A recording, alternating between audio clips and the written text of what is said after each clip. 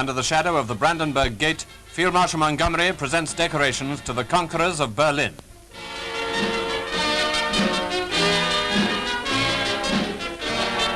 The GCB for Marshal Zhukov.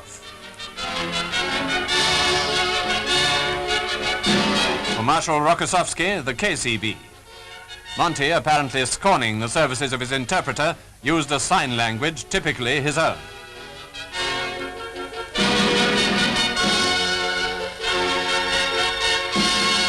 To mark the occasion, there was a march past of the King's Company of the Grenadier Guards. This time, Berliners saw not the goose-stepping arrogance of the Wehrmacht, but the well-ordered precision of the British Grenadiers.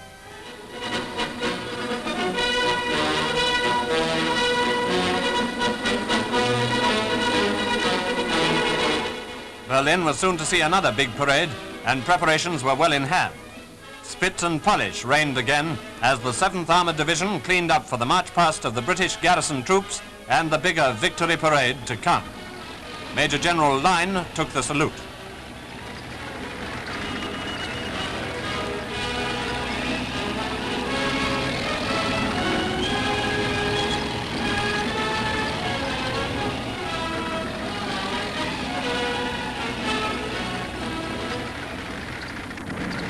And what of Berlin? The ravages of the Allied air forces and Russian guns can be judged from these aerial pictures.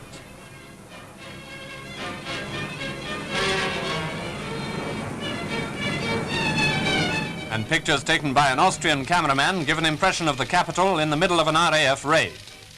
Remember the Blitz? This is just retribution.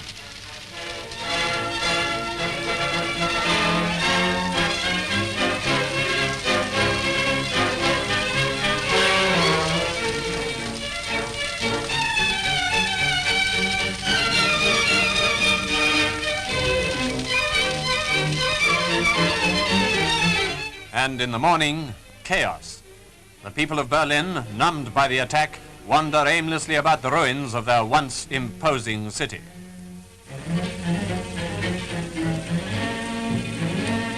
And now, in the present, women are clearing away the wreckage. Not very quickly, it appears, but then they've a lot to think about as they work.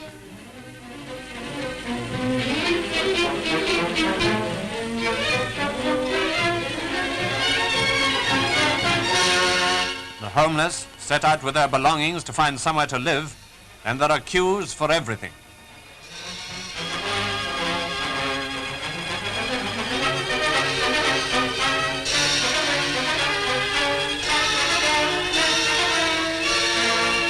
In the markets, dehydrated potatoes are on sale, but most business is done by barter.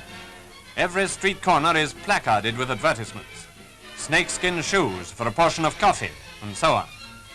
These pictures show only too clearly the tragedy of Berlin, but it is tragedy which has been richly deserved.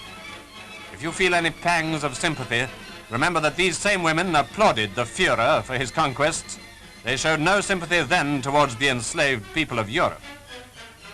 There are considerably fewer cafes, of course, since the RAF did its stuff, but those that remain apparently do a roaring trade. Certainly some of them still seem to be doing all right. Coffee at the pavement cafes, just as it all was before the Russians arrived. Meanwhile, the Big Three and their staffs are assembling for the conference.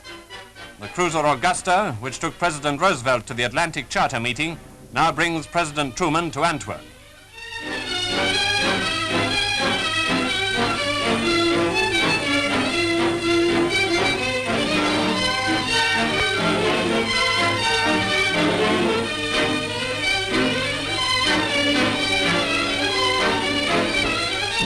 General Eisenhower was there to greet him.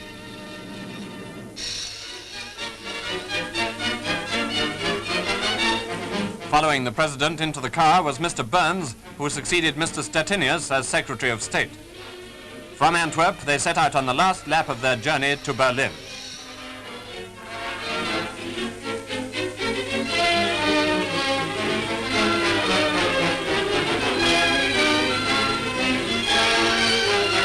In Berlin itself, Mr Churchill arrives. Monty was there to do the honors.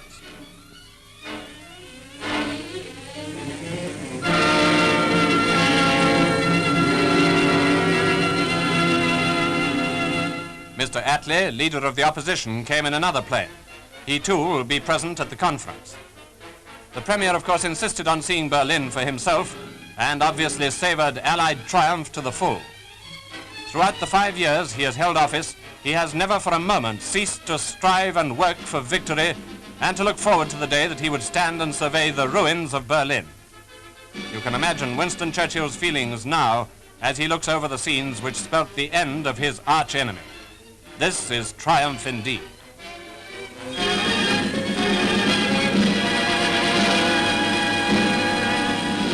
The Premier saw the place where Hitler and Eva Braun were reported to have been burned. No sympathy was wasted here.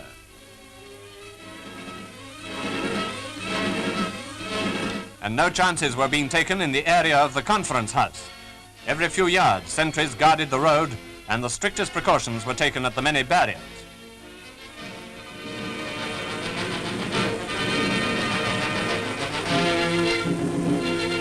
Here is the place where Stalin, Truman, and Churchill will decide the future of Europe. The star motive, adopted by the Western Allies as well as the Russians, was in evidence.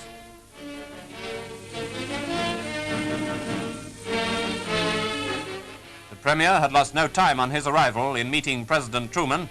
This was the first occasion on which they'd met since Truman became President of the United States.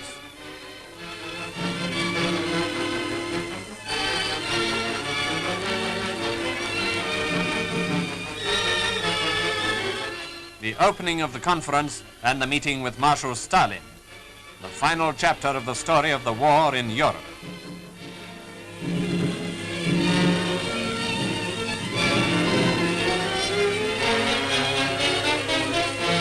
The thoughts and prayers of the whole world are with these three men. May they be guided by their own greatness in the decisions they will make in Berlin.